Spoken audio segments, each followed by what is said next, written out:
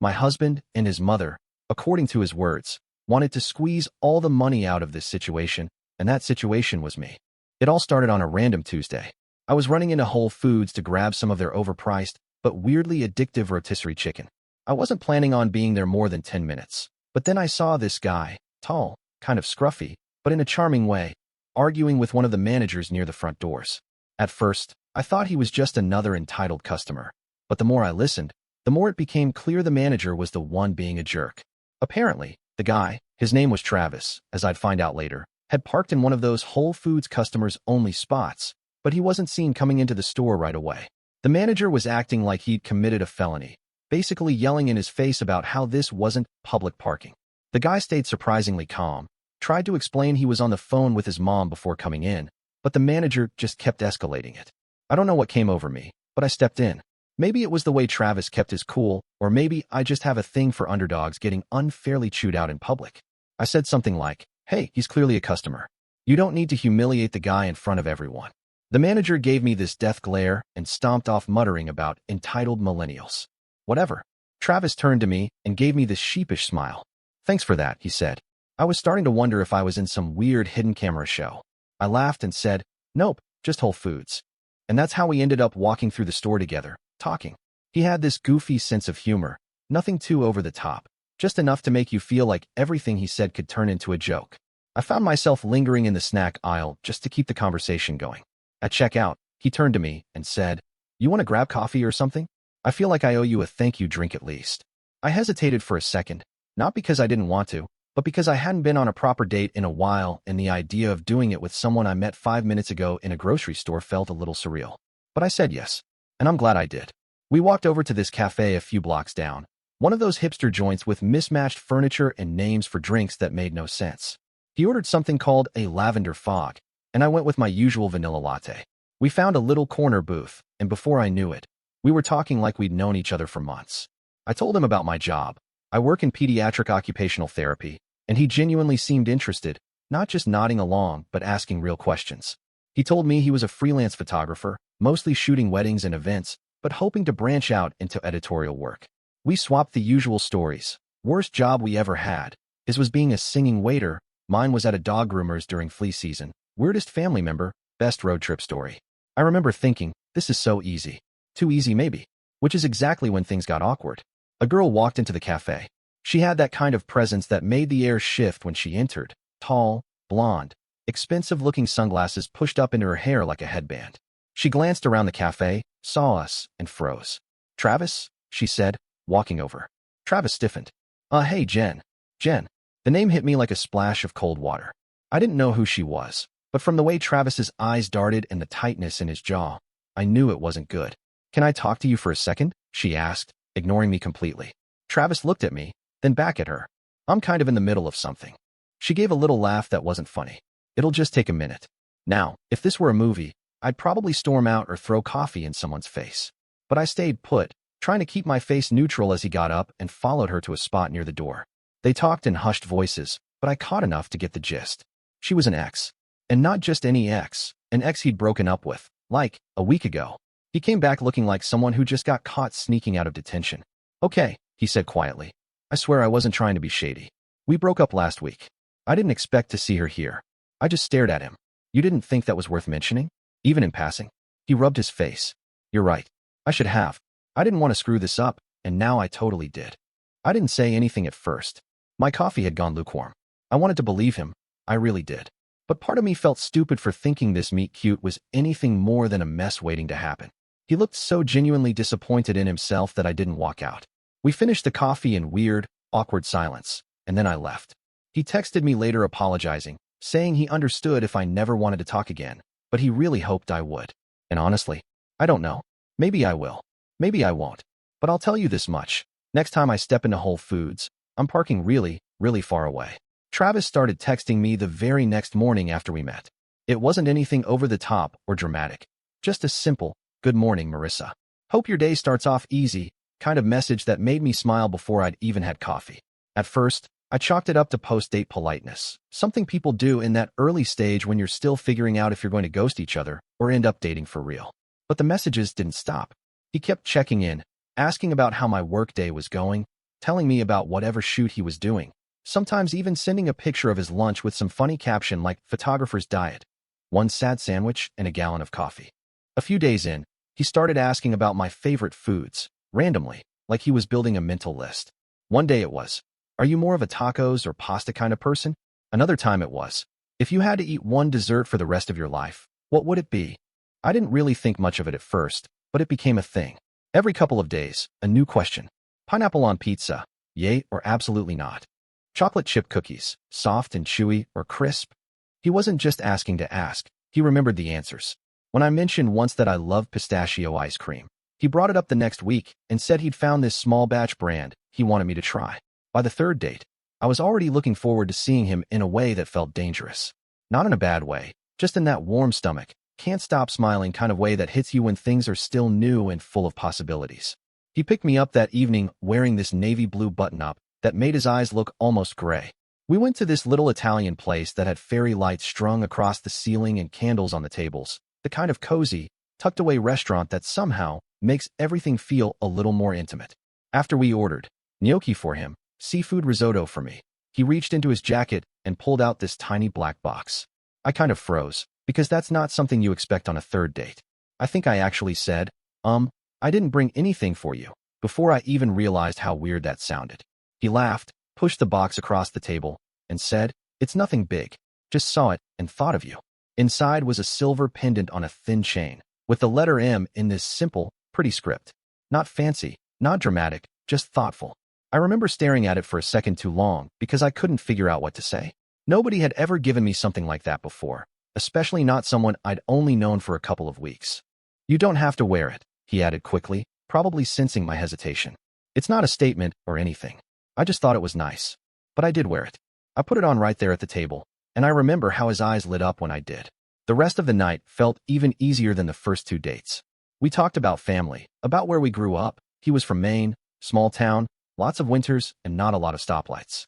I told him about my childhood in Portland, how I used to think I'd become a veterinarian until I realized I couldn't handle seeing animals in pain. He told me he'd once considered architecture but dropped out after a year and switched to photography after a random elective course changed everything. At the end of the night, he walked me to my door like he had the first two times, but this time he stayed for a few extra seconds, just standing there like he didn't want to leave yet. He kissed me, not a dramatic, passionate thing, just soft, like he wasn't in a rush. And then he said goodnight and walked away, looking back once with that crooked half-smile I was already starting to recognize as his thing. I remember leaning against the door after he left, playing with the little pendant around my neck, and trying to figure out how someone I met by accident was already making it this hard to stop smiling. 7 months after our first date, Travis moved in with me. It wasn't part of some big romantic plan. We hadn't sat down and mapped out our lives together or anything. It just kind of happened. His roommate, Ben, had decided to move back home to save money for grad school, and suddenly Travis was stuck with this 2-bedroom apartment in the southeast corner of the city where the rent shot up the second the lease came up for renewal. We talked about it over dinner one night, nothing dramatic, just, "I'm looking at new places but everything decent is crazy expensive," and I half joked, "You could always just move in here." He looked up from his plate, smiled a little, and said, "Would you actually want that?" I don't know why, but the question caught me off guard more than the idea of it. He wasn't asking casually, he meant it. I sat there for a second, ran the idea through my head, and realized there wasn't really anything stopping us. We spent most nights together anyway. He'd already met my mom and dad a few times. Half of his stuff was showing up at my place week by week. Camera bags, flannel shirts, that ridiculous mustard-colored hoodie he loved that I secretly hated but always ended up wearing on cold mornings. So I said yes. Moving in was chaotic in the way that it always is. His place was a mess of gear and mismatched furniture, and we had way too many mugs between us. He had this coffee table with a chunk missing from one leg that he swore was vintage character, and I had to pretend I didn't hear him when he tried to justify keeping a lava lamp from college. But we made it work. My apartment was technically a 1-bedroom, but it had a little nook off the kitchen that became his workspace, and we set up shelves for his camera gear in the closet near the bathroom. It was tight, but somehow it felt right. Like we were actually building something, not just crashing at each other's places out of convenience. My parents were still helping me out at that point. After college, things hadn't exactly taken off financially, and they knew it. They helped with my car, covered part of my rent when things got tight, and never made me feel guilty about it. My mom, especially, was thrilled about Travis moving in. She already adored him. Thought he was charming, thoughtful, so much better than that accountant guy I'd dated during senior year. She asked about him constantly, invited him to family dinners, even asked him for help setting up her new phone because he's better at explaining things than your father. My dad, Brian, wasn't hostile or rude, just reserved. He was polite, but not warm. He'd shake Travis's hand, ask about work, then move on. I could see it in the way he sat during dinners, arms crossed or hands folded too neatly. He didn't say much, didn't ask many questions. That was his way, though. He was an engineer, the kind of man who thought emotions were private and words were tools, not decorations. Still, I could tell it bothered Travis. He never said it outright, but I saw the way he straightened up when my dad entered the room, the way he tried a little harder to make conversation, always circling around topics like photography, travel, or the weather, hoping something would stick. The first real shift happened when Travis, completely out of the blue, asked my dad if he wanted to play golf. I remember I was in the kitchen doing dishes, and I heard Travis say it from the living room, casual but clear. "Hey Brian, I know you golf. I've been trying to get back into it. You feel like going out one weekend?" There was a beat of silence, and I fully expected my dad to make an excuse or just brush it off. But instead, he looked up from whatever he was reading and said, "You any good?" Travis grinned. "Only on the front nine." And that was it. The next Saturday, they were out the door before I'd even made coffee. They came back 4 hours later sunburned and talking like old friends, swapping stories about awful tee shots and wind excuses. It was the most I'd ever heard my dad talk around him. Later, Travis told me my dad had given him tips on his swing, talked about his own days in college, even cracked a joke or two. It didn't turn into a dramatic overnight transformation or anything, but from that point on, the stiffness between them loosened. My dad started inviting Travis to watch the game on Sundays, handed him a beer without being asked, and when we all went out to eat for my mom's birthday, he asked Travis to sit next to him, not across the table. It was subtle, but it mattered, and I could see the relief on Travis's face each time. For someone who didn't grow up with much family connection, being accepted, even cautiously, meant more than he'd ever say out loud. But just as things were starting to settle into that rhythm, the tension crept in from places I didn't expect. I wasn't expecting to meet Travis's parents when I did. It had been almost a year since we started dating, and we were deep into that phase where routines had formed and comfort had taken over the edges of everything. Saturday mornings meant pancakes and laundry. Wednesday nights were for grocery runs and trash duty. Things felt solid, familiar. So when Travis told me that his parents, Gail and Ron, were going to be passing through town and wanted to stop by, I didn't really think much of it. "They'll probably just come for lunch," he said. "Say hi, maybe hang out a bit." But that wasn't what happened. They didn't just come for lunch. They came like a storm of affection and overpraise and sudden, overwhelming warmth that I wasn't prepared for. Gail was the first one out of the car when they pulled up in front of our apartment building. I saw her through the kitchen window, marching straight toward the door like she'd lived here her whole life. Travis barely got the door open before she had her arms around me, pulling me into this deep, tight hug like we'd known each other forever. She smelled like lavender and some kind of citrus lotion, and her voice was already cracking when she said, "I'm just so glad to finally be here." She walked right into the apartment like it was hers to admire. Within 5 minutes, she'd complimented the throw pillows on the couch, the way I arranged the bookshelf, and the fact that we had real cloth napkins on the table. She sat down and immediately teared up, touching the arm of the couch like it meant something more than it should have. "I haven't felt this warm and cozy in years," she said, dabbing at her eyes with a tissue she pulled from her sleeve. "You've made such a beautiful home. I can't tell you what that means." I glanced at Travis, hoping for some kind of cue, but he just looked vaguely proud and a little embarrassed. Ron was quieter, taller than Travis, with that same awkward way of standing like he didn't quite know where to put his hands. He gave me a firm handshake and a kind of squint that I couldn't read at first. "Travis made a golden choice," he said after sitting down and sipping the iced tea I'd handed him. "He always did have good instincts. But this is something else." It was supposed to be a compliment, I knew that, but something about it didn't sit right. It was too much, too soon, too heavy for a first visit. I smiled and thanked him, but inside I felt something tighten. It wasn't that they were unkind or disrespectful. If anything, the opposite. Gail kept touching my arm when she spoke, like we were already family, and Ron kept making little nods of approval over everything from my wall art to my sense of hospitality. But it all felt a little like I was being measured, held up to some invisible standard I hadn't agreed to be judged by. They stayed for almost 4 hours. Gail insisted on helping with the dishes after lunch, despite my protests, and I caught her more than once looking through the kitchen drawers like she was cataloging what kind of person I was based on my silverware and the state of my oven mitts. At one point, she picked up a framed photo of Travis and me from a hike we'd done a few months back and just stood there staring at it, like she was searching for something in my face. I tried to stay present, tried to be the kind of girlfriend who wasn't thrown by an emotional mom and an oddly intense dad. I nodded, I smiled, I told stories. But underneath all of it was this flicker of unease, a kind of warning bell in my chest that I couldn't silence. They were too impressed, too emotional, too attached for people I was just meeting. And as much as I wanted to chalk it up to them being warm, expressive people, there was a part of me that felt like something was off. That night, after they left and the apartment felt like ours again, I sat on the couch with Travis and tried to shake the feeling.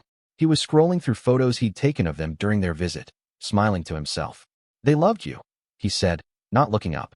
I nodded, trying to match his tone, but I couldn't stop replaying Ron's voice in my head. Golden choice.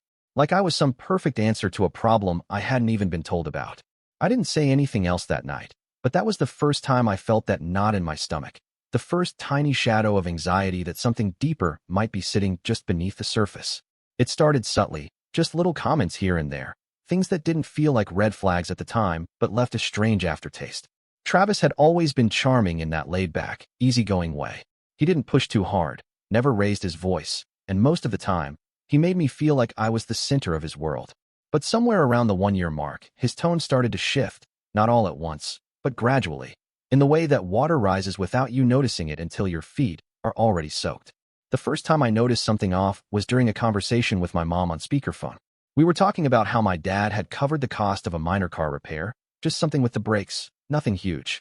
I thanked her, and we hung up, and without missing a beat, Travis said, "Man, it's good to have your dad sponsoring everything." I laughed awkwardly, brushing it off as a joke, but something about the way he said it, it wasn't teasing, not really. There was an edge underneath it, a tone that made me feel like I was supposed to be embarrassed. I didn't say anything at the time, just went back to cleaning the kitchen, but I kept thinking about it. Sponsor. Not help, not support, sponsor. Like I was on some kind of family-funded scholarship he had access to by association. Then there were the other comments, the ones he tried to pass off as humor.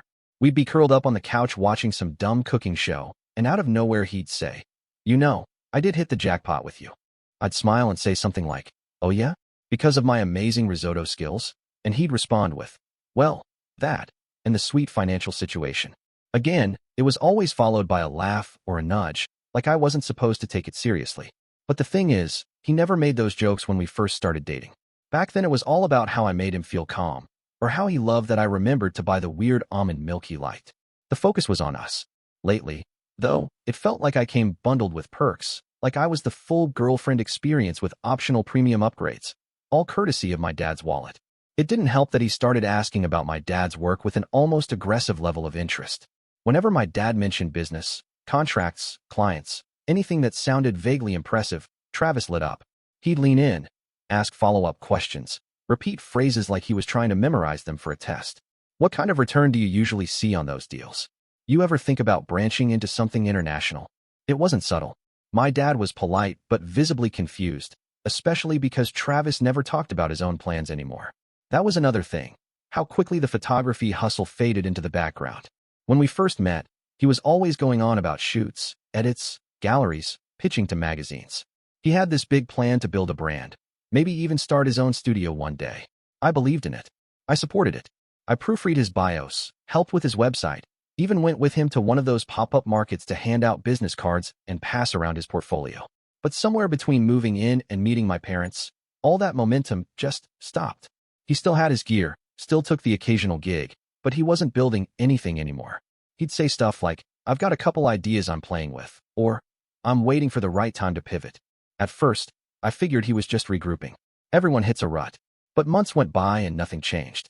He'd sleep in until 11, make elaborate breakfasts, scroll on his phone for hours while I was getting ready for work, and then act exhausted by the time I got home. One morning, as I was grabbing my bag and heading out the door, he called out from the couch, "Ask your dad if he ever needs help with marketing or branding stuff. I mean, I've got a pretty solid eye." I stopped and turned around. "I thought you didn't want a 9 to 5. He shrugged. "I don't. But if it's with family, that's different. You know, strategic connections." It wasn't just a red flag at that point. It was a damn flare going off in the middle of our living room. And yet, I didn't say anything. Not then. I told myself he was just figuring things out, that he was feeling lost or insecure, and that maybe he just needed time. But the truth is, that morning, standing in the doorway with my keys in my hand, something inside me shifted.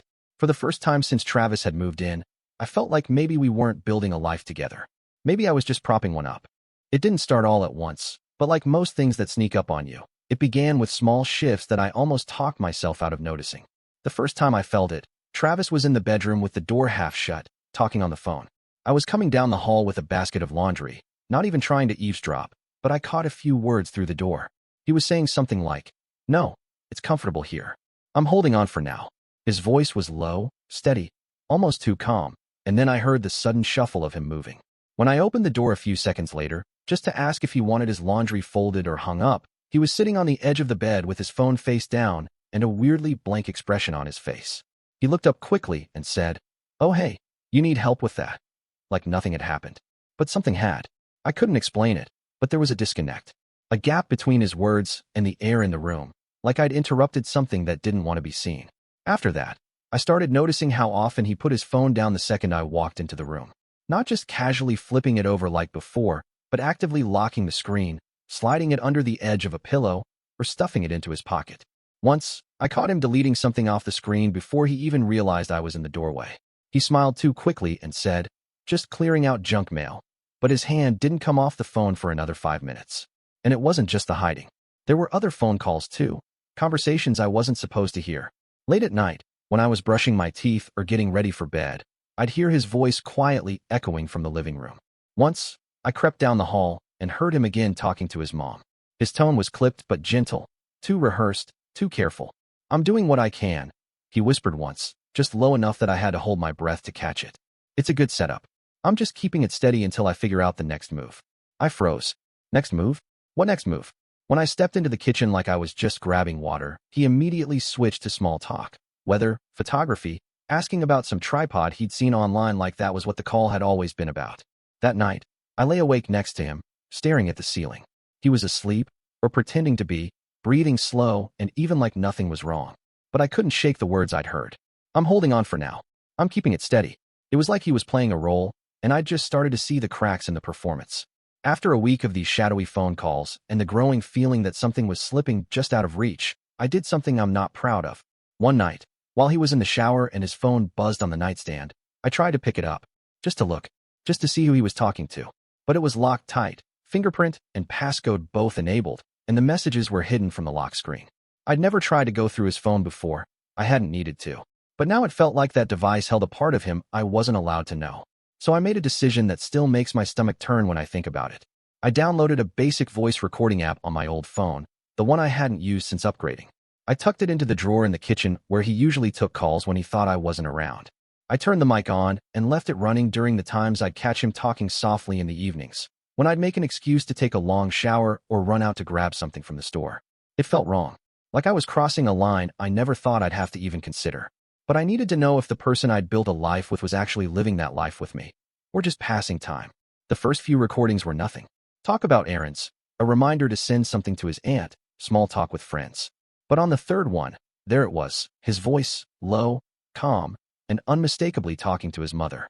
"I don't know how much longer I can keep pretending everything's fine," he said, almost too softly.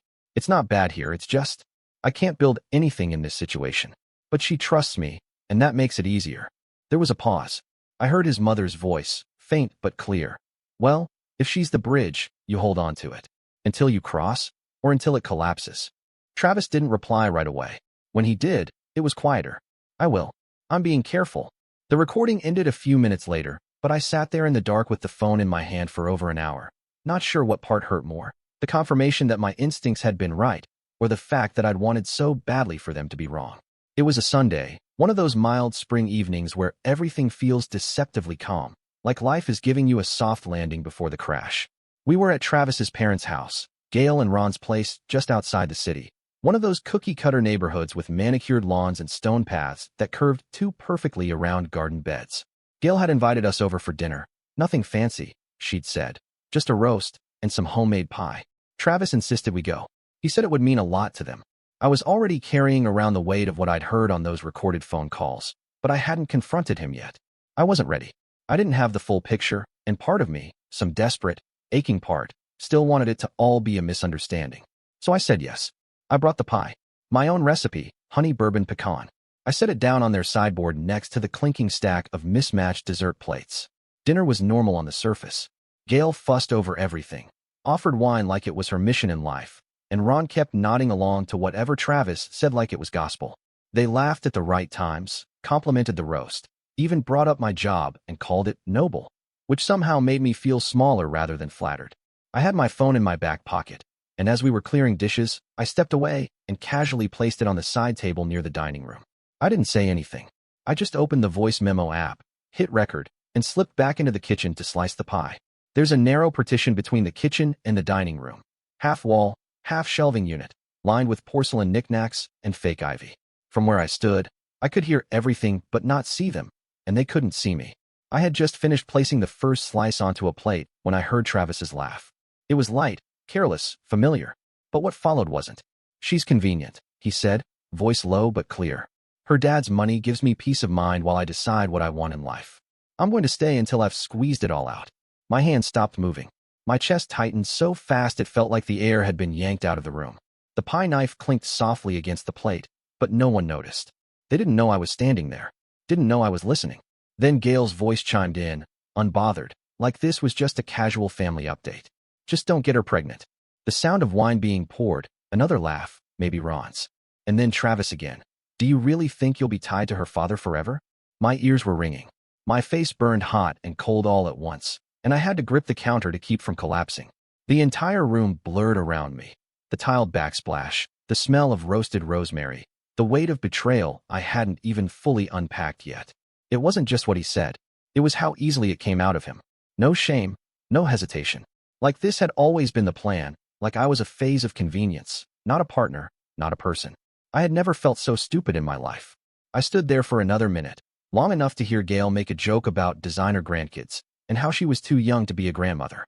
Laughter followed again. More wine glasses clinked.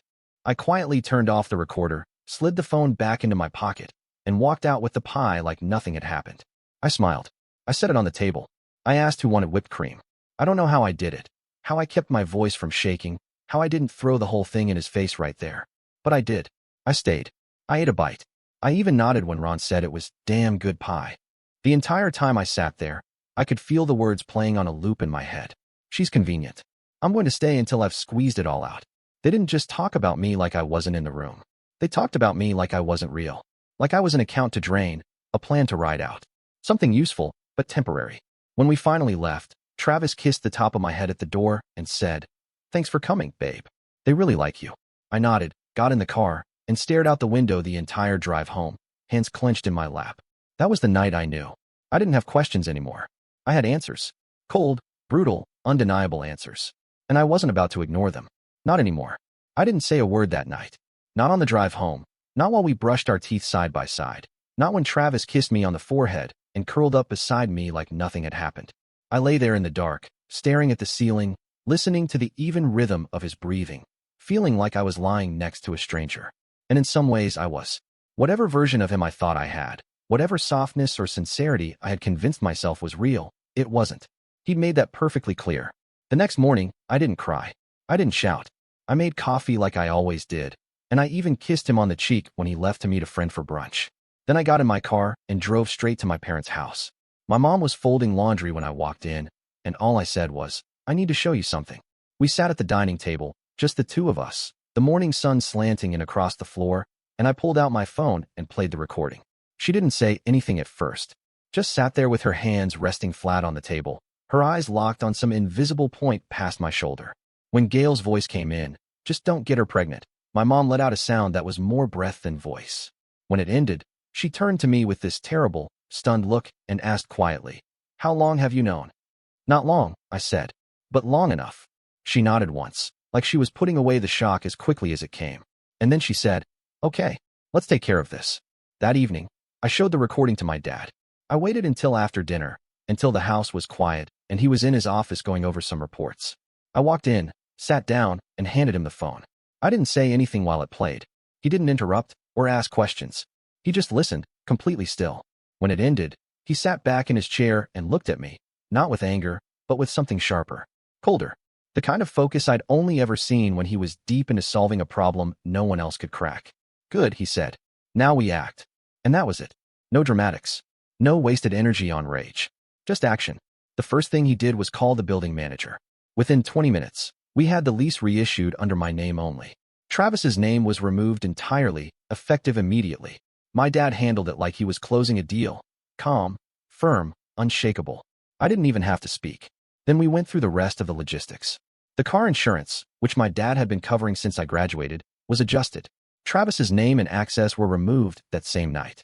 Anything connected to my accounts, Netflix, Amazon, Spotify, the gym membership he never used, gone. Passwords changed, credit card info removed. It was like stripping out a virus. Clean, precise, and complete. We started boxing up his things the next morning. I didn't want to see him. I didn't want to hear whatever explanation he might try to manufacture when he realized what was happening. So we worked quickly. My dad called the building manager again and arranged to have the boxes stored temporarily in the maintenance office. No need for a dramatic confrontation. Just a clean, silent extraction. My mom helped too. She didn't say much while we worked, but there was this relentless energy behind everything she did. Like every item she taped into a box was a piece of him being peeled out of my life. The last step was something I hadn't even considered, but my dad brought it up while we were sitting at the kitchen counter going over the last few things that needed to be switched back into my name. We're also going to revisit your cousin Jessica's position at the company, he said. I blinked, confused. What does Jessica have to do with this? She was the one who introduced you to Travis, he said flatly. And more than that, she vouched for him. He's her friend, not yours. She brought him into your life like he was some prize she'd discovered. I just want to make sure she understands the full picture. It wasn't a threat. My dad doesn't threaten. But I knew exactly what he meant. Jessica worked in marketing at his firm, one of those jobs you get when you're family, not necessarily because you're the best candidate. If it turned out she'd known more than she let on, if she had even the faintest idea of what Travis was really after, there'd be a conversation. I didn't ask what that would look like. I just nodded. I was too drained to think beyond what we were already doing. By the end of the week, Travis's name was removed from every corner of my life. Phone plan, insurance, digital accounts, physical space. All of it. It was like he'd never been there, like the last year had been a set built on sand. And even though I still felt numb, I also felt something else. Not peace, not yet, but control. For the first time in weeks, I wasn't waiting for the other shoe to drop. We'd taken the first steps, quietly, surgically, and with the kind of cold clarity that comes only after a line has been truly crossed. I thought the worst of it was over after we cut Travis out of the apartment, the accounts, and every corner of my day-to-day life. But my dad wasn't done. He has this way of approaching betrayal that's quiet, methodical. He doesn't explode, he dissects. And once he'd processed what Travis had really been doing, it was like a switch flipped. Not in anger, but in logic. He wanted to know exactly how far the reach had gone, and that's when Travis's sister came into focus. She worked at my dad's company, had for a couple of years.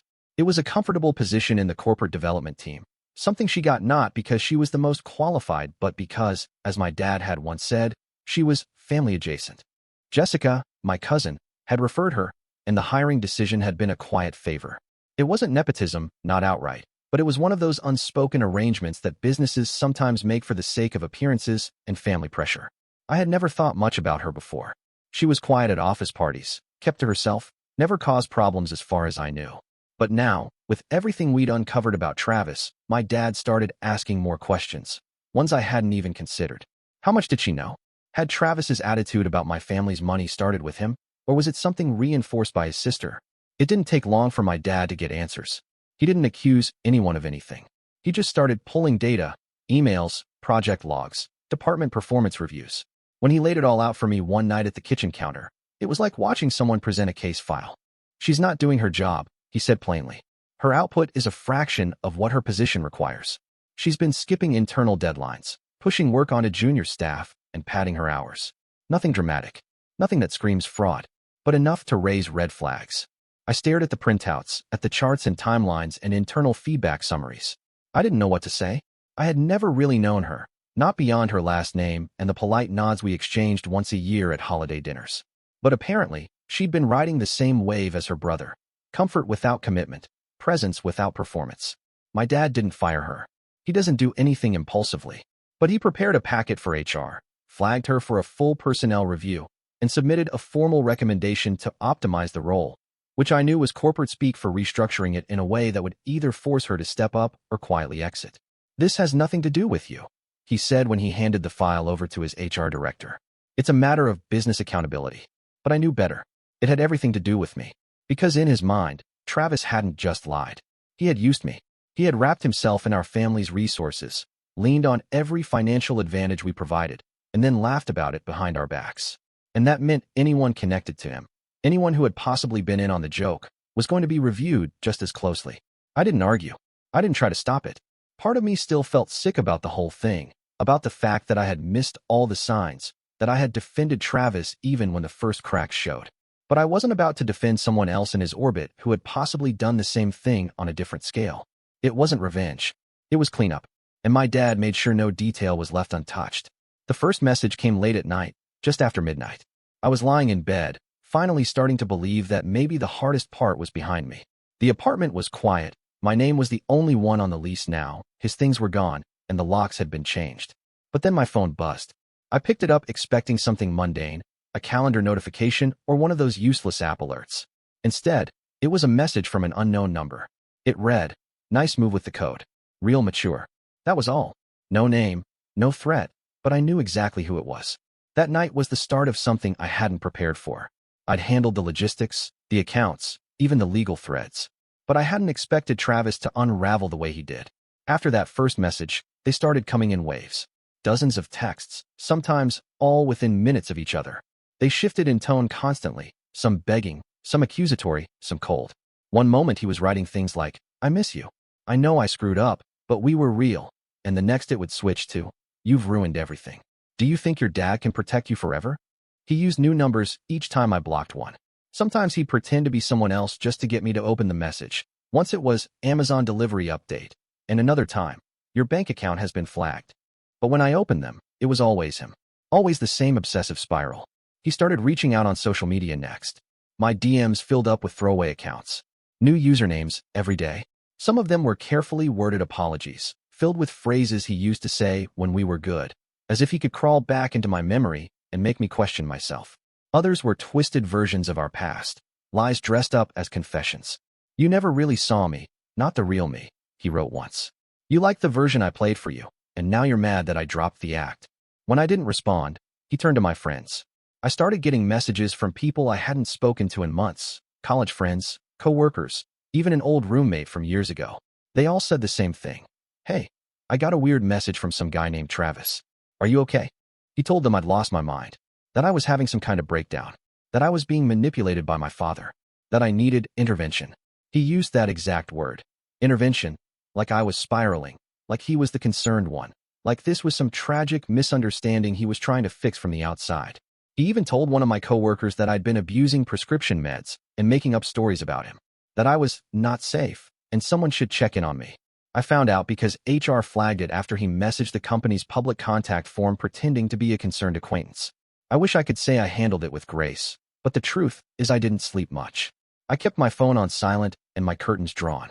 Every time I walked past the lobby, I checked for signs he'd been there, scratched mailboxes, a package that wasn't mine, anything. I started taking different routes to work. I gave a copy of the worst messages to a friend who worked in law enforcement. I began documenting everything. Every number, every email, every fake account, because it was no longer just about me being hurt or betrayed. It was about control. He'd lost it, and now he was doing everything he could to get it back, not through reason, but through chaos. And I wasn't going to let him. Not now. Not after everything I'd already survived. It had been a week since the messages had started to slow down. I told myself maybe it was finally over, that maybe he'd moved on to someone else or just worn himself out. I'd filed the protection order by then, handed over everything to the police, texts, voicemails, the fake accounts, the threats. They told me to keep a log of anything new and call immediately if he tried anything else. So when I opened my front door that morning and saw the envelope, something in me dropped. It was plain, no name, no stamp, nothing written on it, just tucked beneath the doormat like a piece of mail nobody wanted to touch. I brought it inside with shaking hands, sat at the kitchen table, and opened it. 12 pages. 12 pages of threats, ramblings, accusations, twisted memories rewritten into something almost religious in tone. He wrote like I had betrayed some sacred bond, like I owed him more than silence, like my decision to cut him out had violated some invisible contract only he believed in. The words jumped between desperation and rage, paragraphs where he blamed me for ruining his future, followed immediately by lines about how we were meant to find our way back. One sentence I still remember word for word. "You may think you've locked me out, but I'll always find a way in. You don't get to erase me." I didn't finish reading it. I didn't need to. I slipped it into a folder with the rest of the evidence and called the police. The officer who answered already knew my case. He told me to stay alert, keep doors and windows locked, and call if anything else happened. I nodded even though he couldn't see me. That night, I couldn't sleep. I left the hallway light on, curled up on the couch fully dressed, too wired to even pretend I was okay. Around 1:30 in the morning, I got up to get water and passed by the balcony window. And there he was, Travis, outside, climbing. He was scaling the fire escape like he belonged there, one hand on the rail, one on the window ledge, trying to pull himself onto the balcony. I froze. My body didn't know what to do first. My breath caught in my throat, and for a second all I could hear was the soft creak of the metal under his feet. I snapped out of it just long enough to grab my phone and call 911. I backed into the hallway, whispering to the dispatcher that there was a man, my ex, trying to break into my apartment. I gave him the address, told them there was already a restraining order, told them his full name. My voice was shaking so badly I could barely get the words out. The dispatcher stayed on the line until I heard the sirens. Fast, loud, 2 cars pulling up, tires squealing. Travis must have seen the lights because he tried to climb down, but he slipped halfway, hit the railing hard, and collapsed onto the pavement below. The officers were on him immediately. One grabbed his arm, while the other shouted for him to stay down. He didn't. He tried to twist out of their grip, yelling something I couldn't hear, something furious and incoherent. They took him in for breaking and entering, resisting arrest, and violating the protection order. I watched the whole thing from the window, my hands still trembling, my heart pounding in my ears. He didn't look up once. Not even when they cuffed him, not even when they shoved him into the back of the cruiser. I gave my statement that night. They took photos of the balcony, of the footprints on the ledge, of the letter. I didn't sleep. I just sat on the couch with the hallway light still on, every muscle in my body taut, like I was still waiting for him to come back, even though I'd watched them take him away. It was the first time I truly understood what fear felt like. Not anxiety, not stress, but real, physical fear. The kind that changes the way you move through the world. The kind that lingers even after the door is locked. I thought the arrest would be the end of it. I thought that seeing Travis in handcuffs, watching him taken away in the back of a police cruiser, would finally bring some kind of closure. For a couple of days, it did. The apartment felt still again. I could breathe without checking over my shoulder. The police told me he was being held, then later released on strict conditions. One of them was the electronic ankle monitor with GPS tracking. "He won't be able to come near you," the officer assured me. "If he does, we'll know." But they didn't know. Not when it mattered. It was 3 days later when I got the call.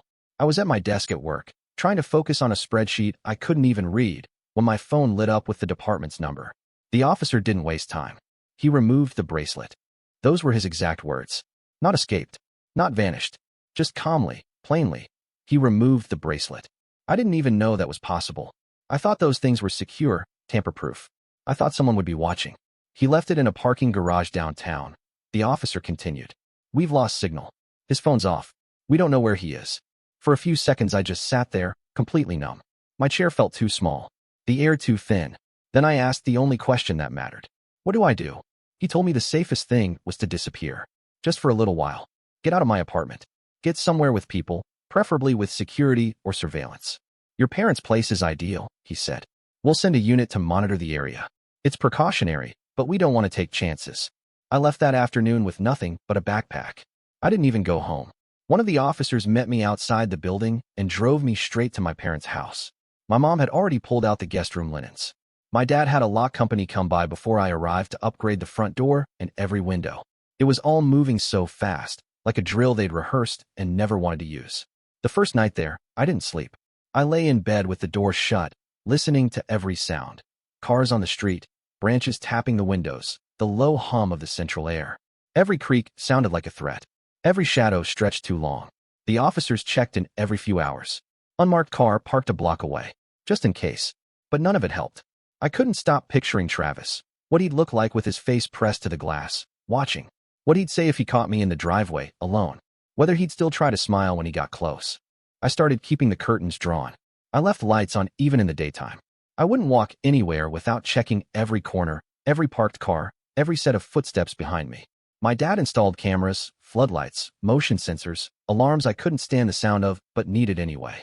I barely left the house. I kept my phone on silent, but checked it obsessively. Every time an unknown number appeared, my stomach turned to stone. It wasn't just fear anymore. It was paranoia. I didn't feel safe, even when I was. I didn't trust silence. I didn't trust moments that felt too calm.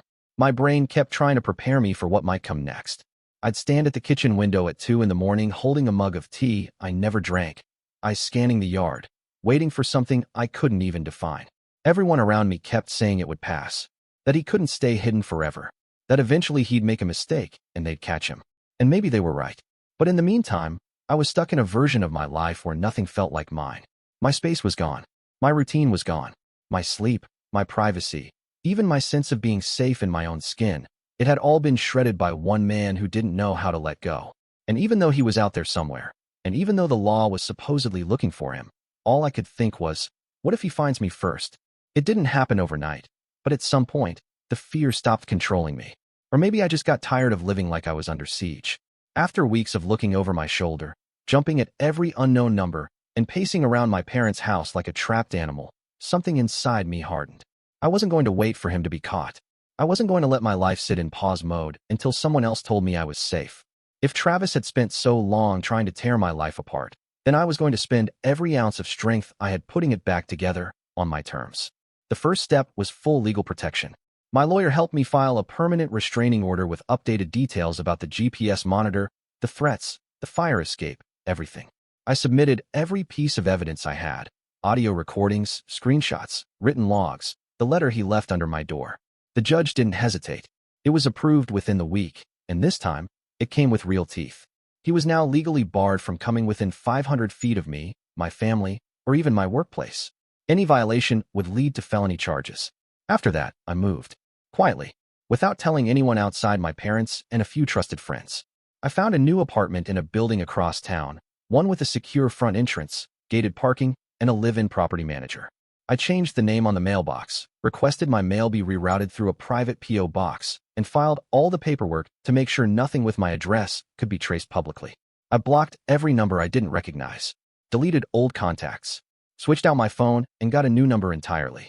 Set up two-factor authentication on every account, new emails, changed every password, and wiped old cloud backups. I deleted my social media entirely, not just deactivated, but gone. Friends who needed to find me knew how. I didn't know the rest of the internet, my life story anymore. I had cameras installed before I moved in. Not just a doorbell camera, but full coverage, entryway, hallway, balcony, every angle covered. The installer asked if I'd had a break-in before, and I just said, I'm making sure I don't. My dad came with me to every appointment, every errand, every delivery. He stood by me like a wall, never needing to say anything. My mom kept showing up with bags of groceries and little things for the new place. Hand soap, throw blankets, mugs I didn't ask for, but somehow needed. And then came the apartment itself. The emotional cleanup that wasn't just legal or technical, but physical. We repainted everything. Walls that had once been soft gray and neutral beige were now clean white and deep forest green. My mom helped me pick out new furniture piece by piece. Not expensive stuff, but things that felt like mine. My dad built shelves for the office, mounted the TV, hung new light fixtures in the kitchen. We tore out every reminder of the last place. I didn't even bring my old towels.